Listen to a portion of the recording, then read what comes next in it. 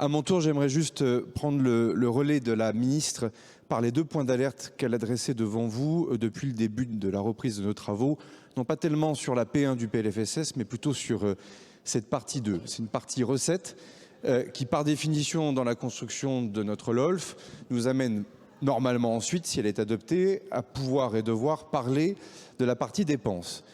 La difficulté, c'est que on est tenu quand même par l'ensemble de l'équilibre général de cette copie, puisque je vous rappelle que le gouvernement n'engagera pas sa responsabilité sur ce texte. Et donc je vous demande d'engager votre responsabilité sur notre capacité à avoir un déficit final de la sécurité sociale qui soit le plus équilibré possible. Je rappelle qu'en l'absence de vote du PLFSS, puisque le PLFSS est un outil qui a été imaginé par le Premier ministre Alain Juppé en 1996 et qu'il permet non seulement d'associer les parlementaires à la visibilité des objectifs de recettes et de dépenses, mais permet aussi de donner ces objectifs au pouvoir réglementaire derrière, c'est-à-dire le gouvernement mais aussi les partenaires sociaux, pour arriver à faire en sorte que non seulement les recettes soient bien au rendez-vous, mais aussi que les dépenses soient contenues.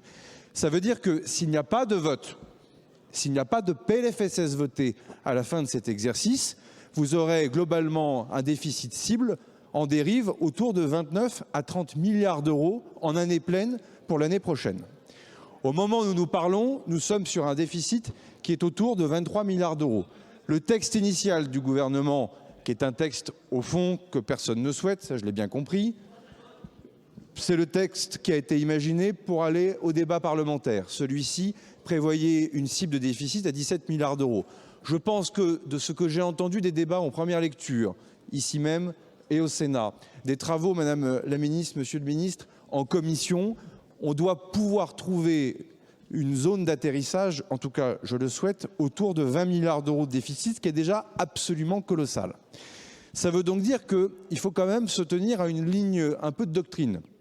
Il ne peut pas y avoir des dépenses en plus d'une part ou de refuser de faire des économies d'autre part, on y reviendra j'espère en partie 3, si dès la partie 2, c'est-à-dire la partie pour les recettes, il y a une multiplication de niches qui par définition vont priver la sécurité sociale de recettes.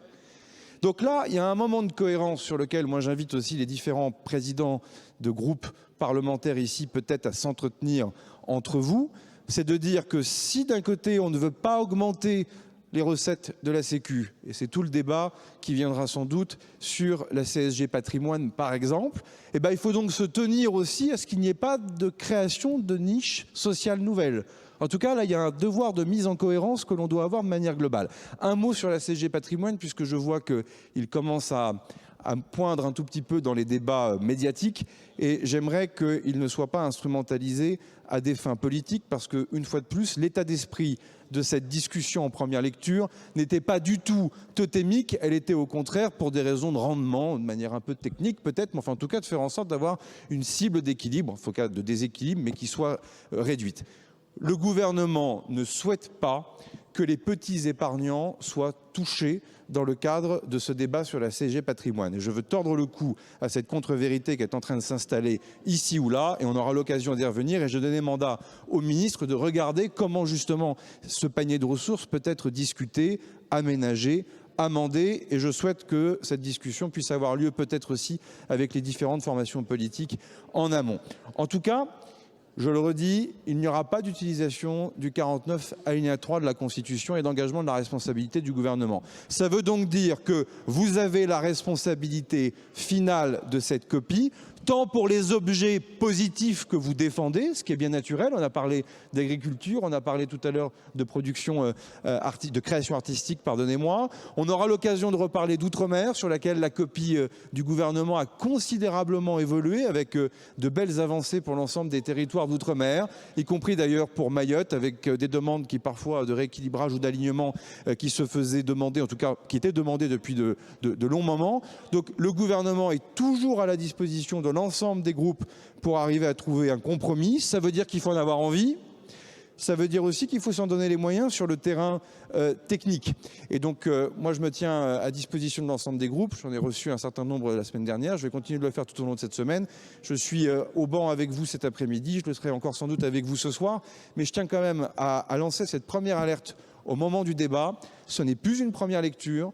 On n'est pas là pour compter ou se compter en termes idéologiques. Ça sera à la fin le projet de loi de finances pour la sécurité sociale d'aucun groupe politique. Ça sera un PLFSS de compromis et de transition vers 2027. On le sait tous. Et donc cet esprit et de compromis et de synthèse qui permet d'avoir un déficit de la Sécu qui soit tenu et acceptable pour l'année prochaine, il démarre dès cet après-midi. Je vous remercie. Merci, Monsieur le Premier ministre.